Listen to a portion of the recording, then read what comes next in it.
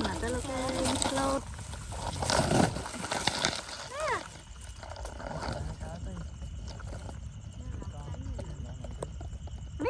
chắp lại lại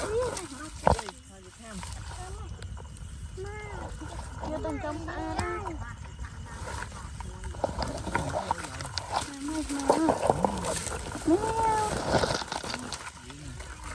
đi lên răng cho má luôn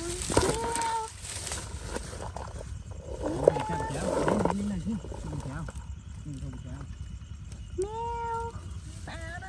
stray cat mèo tao quậy năng mèo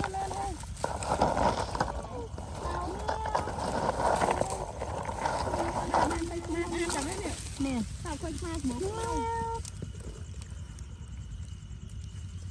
đi ăn chạm mấy cái thẻo to bòi nữa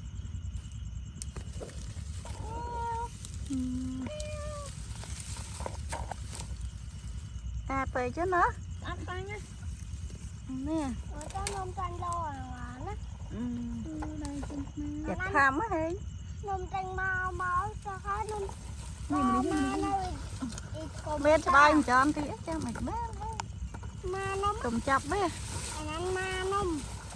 mà ta một tay mày chắp đi không đi hay mình ma nôm là canh oi mèo nôm canh ma cục canh hụi cái thục với mỏ lại việc tham nó ao cái thục mỏ lại việc tham đấy mẹ mà thấy mẹ này đi xa không nè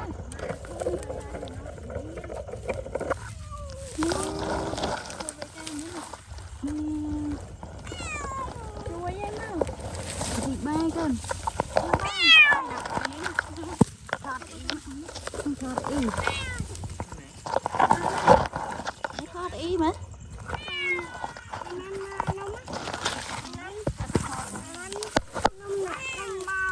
đi ba này một con mò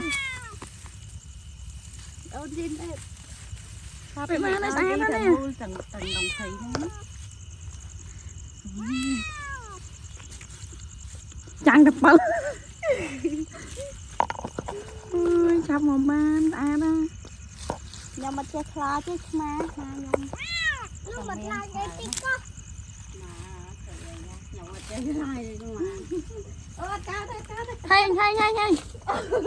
hay đâu ơi còn đâu chơi chơi chứ nữa ba thôi tụi ta ba rồi tao buồn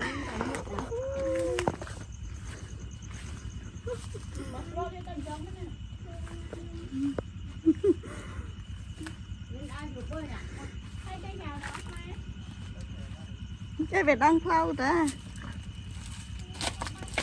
bên mòn mới sao chắc này nên thế mới đào học mới mẹ nữa phải không? Tao mẹ đi học mẹ này